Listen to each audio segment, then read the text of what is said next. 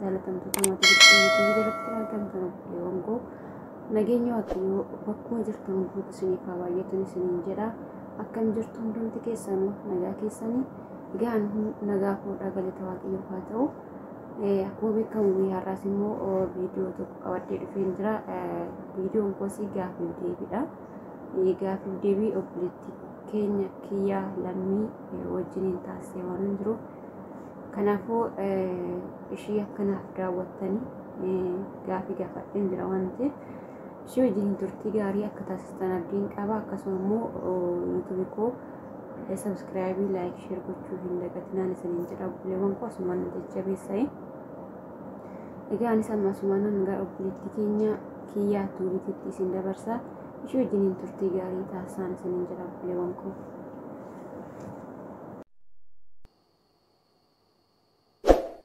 Ashama harka fuudhee jaalatamtoota chaanaalii Birqee jalatti argamtan kan biyya keessas kan biyya alaas akkam jirtan akkamiin sa'aatii yeroo kana keessanii nagaan koo kan jaalalaa kan kabajaa bakkuma jirtanittis na haa ga'u.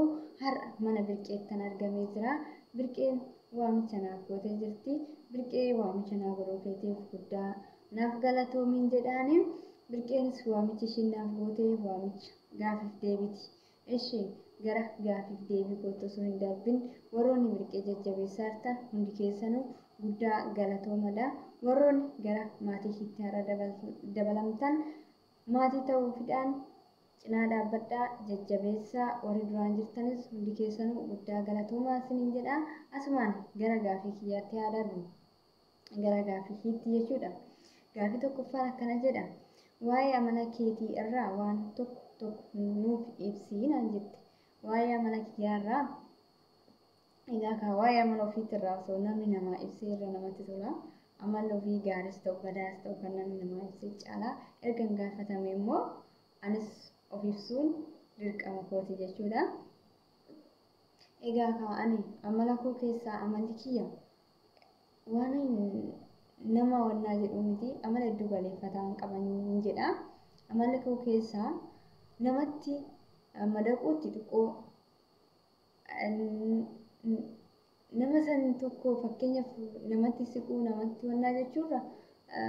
Dafee namatti madaqu amalli kee keessaa namatti immoo madaqe taanaan nama sanirraa dafee kunkuma adda ba'uun na rakkisa jechuudha amala kiyya keessa.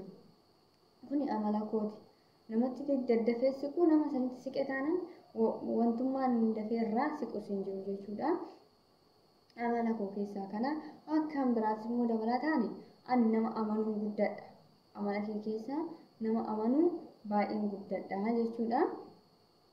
Inni dabalaa taates immoo fedhaan kootiin waa hojjechuu osoo naa danda'ame wanti hundumaayyuu fedha kootiin fedha koo irratti hundaa'ee waan namaafis godhu ta'ee waan jedhus ta'ee osoo fedha koo irratti hundaa'ee kan dalagu ta'e amala kee keessa amalli kuniwwan natti tola yookiin na gammachiisa amala kiyya keessaa. Ishee gaafiin lammaffaan akkana jedha. Maatii kee bira yoo jirtu mudannoo ati qabdu yoo jiraate nuuf ibsi. Akkasuma maatii kee hoo maal gargaartee beektaa yoo bira jirtu amma hoo biyya ormaa yoo jirtu jedha. Maatii kee bira yoo jirtu mudannoon ati qabdu naan jettee jirti. Ishee maatii kee bira yeroo jiru mudannoon ani qabu maatiin koo sirriitti baay'ee maatiin ani asuma gaggabaabsee yoo isinitti ibsuu barbaade jechuudha. Maatiin ani na guddisan maatii abbaa yookaan haadha kootiiti jechuudha. Akaakayyoo lakoo birattan guddadhe. Egaa akaakayyoota koo bira wajjin kana guddadhu eessummaan kootu jira jechuudha. Isaan kun hunduyyuu akkuma maatiitti na laalu baay'ee tokko jechuun nyaarrameen guddadhe jechuudha. Nyaarramee yoo hin jiru bakka akkuma ijoollee haadhaaf abbaa qabduutitti san caalaa jechuudha. Nu nyaaran jechuudha wanta tokko irratti jechuudha. Kanaafuu mudannoo keessaa yookaan maatiin koos akka mudannoottis godhadhee yeroo isaan bira jirutti jechuudha. Kanan wannaa jedhu maatiin keenya mudannoo isaanii keessatti qabadhu garuuti isaan akka wannaatiif miti. Ani garuu mudannoo kanatti ta'ee kanan qabadhu keessaa mana barumsaatti jechuudha.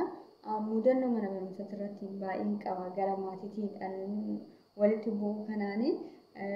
Mana barumsaa keessatti jechuudha gaaffii deebii irratti hirmaadhuudhaa kanan filatameen ture.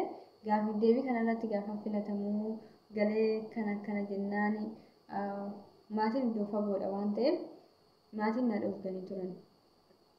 Maatiin na dhoorganii achiin maatii isaan bira darbee hin deemu waan ta'eef nan hafe jechuudha qophicha sana hin hafee jennaan bakka haga mana barumsaatti deebi'ee mana barumsaa guyyaatti aanu jechuudha dhannaan haga mana barumsaatti ari'amuu ga'e jechuudha maaliif haftaa achiin galee tanan immoo akkana jedhan jennaan faamiliin immoo barsiisota biraan deemanii jechuudha. Hanga barsiisotaan nuti hambisee hambisne maaliin kan jedhu bakka maatiin keenya waan gara fagootti nu ergu wanti tokko irratti bakka waan nu sassatanii fi kana hin jaalatan jechuudha. Ana garuu akka mudannootti natti ta'e kana wannaa jedheef isa kana jechuudha. Mudannoon isaan biratti qabu. Akkasumas immoo maatii keetii maal gootee jirta kanaan jedhamee fi maatii kee yeroo bira jirtu jechuudha. Ijoollee shamaraa hin qabaniyyuu anuma ture jechuudha xiqqoon. Haga bira jirutti humna kiyyaa wantiin haga danda'u wantiin duubatti biraa deebi'ee hin jiru jechuudha. Akka hootiyaa anumatu gargaaraa ture jechuudha. Karaa humnaatiin baay'ee isaaniif godheen jira yeroo bira jirutti. Kanaafuu yeroo sanitti immoo wantummaan biraa wantiin isaaniif godhu hin jiru. Siniin jedhaa gara humna kootiitiin gargaareetiin hin jira. Amma hoo maal godheetteef naan jetteerti birqeeni ishee birqee amma immoo wanti ammallee wanti ijoo godheef hin jiru ani nama maatirratti hirkatee jiraatu miti yeroo biraa ba'u jechuudha isaan irratti hirkadhee kan dhufee miti jechuudha of danda'ee akka nama tokkootti nama of danda'ee bakka gara qabeenyaatiin maatii yeruma nu guddisan yeruma xiqqeenya raayyuu taanee isaan haa guddisan malee qabeenyitiin warra keenyatti jira waan ta'eef qabeenya warra keenyaa saniin kan guddan kan yeroo garanas dhufnu wanti isaan irrattis ba'aa ta'anii kara kanaanis hin jiru jechuudha. Ammas immoo wantoonni isaan narraa eeggatan tokko kara maallaqaatiin hin jiru kara yaadatiin yoo ta'ee fi akkasumas yoo gara waan xiqqoodhaaf yoo ta'e malee wanti akkasumaraanis isaaniif waa godha jedhee isaan bira hin jiru yeroo isaan bira jiru tunnaan isaan gargaareetu hin jira amma immoo wanti isaaniif nan godha jedheetis yaadu yoo nan danda'e yeroo galetti kallattii ta'een bira dhaabbadhee isaan amma nama umurii isaaniillee xiqqoo deeman waan ta'eef haganaa danda'ameen karaa humna kootiitiin isaan nan gargaara akkasumas karaa maallaqaatiinis yoo ta'e akka duraanitti miti amma hanga tokko jechuudha han duraanitti duraanis akkuma isiniin jedhe of danda'eeti nama of danda'e obboloota koo wajjin iyyuu ammas immoo isaan irratti hirkachuu hin barbaadu waan ta'eef amma sadarkaa kanarras geenyee jirra jireenya biyya arabaa kanas arginee jirra waa baay'ee arginee jirra waan ta'eef haga tokkoon isaan nan gargaara jedhee tanaan yaada. Ashii gaafii sadaffaan akkana jedha yeroo ijoollummaa wanta dabarsite keessaa wanta mudannoo yookiin akka seenaa sitti ta'ee jira naan jette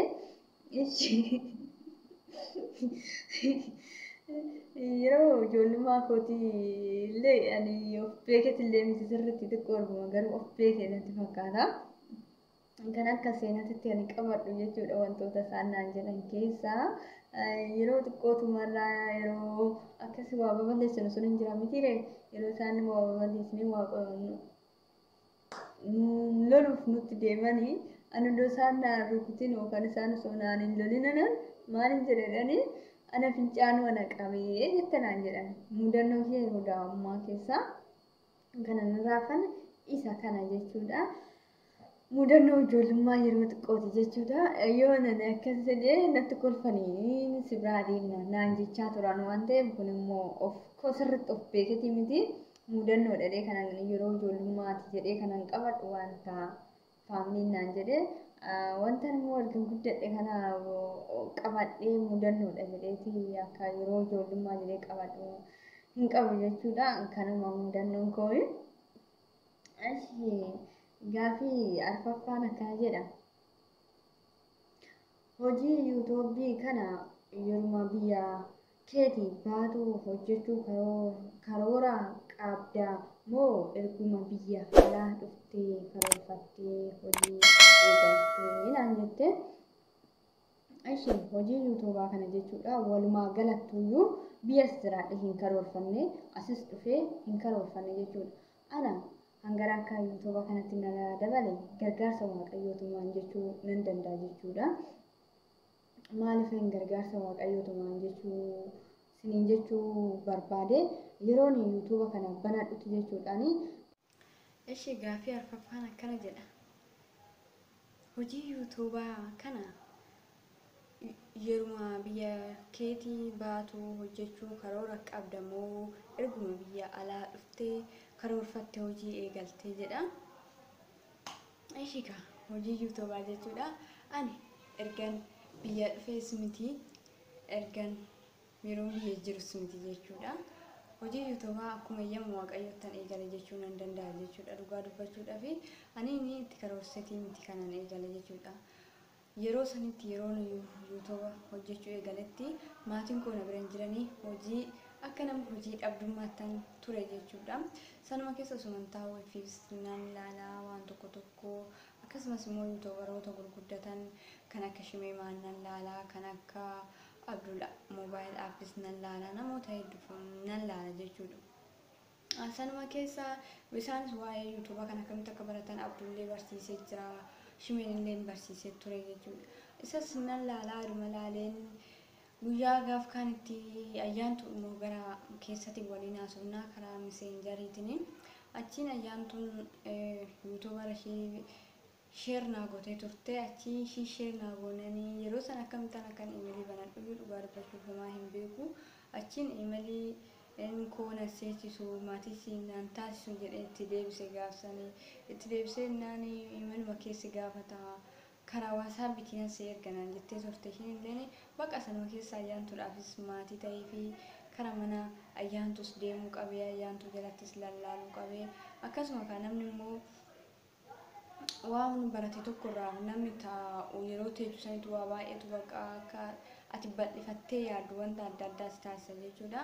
Sanumaaf bakka itti yaadee itti bal'isee banuudhaaf karoorfadhee tuman bane jechuudha. Bakka haalli ayyaantuudhaan anis nan banaa ayyaantu hojjedhu jennaan eeyyan hojjedhu homaa tokko rakkoo qabu jettee kan ka'umsa naaf taatee akka immoo karaa sirriirra kan na qajeelchite ishiidha. Paaspoortii imeelii kee kan dhuunfaa keetii banadhu seeraan sammuu keetti qabadhu jettee kan karaa bal'aa naa baaste ishiidha jechuudha.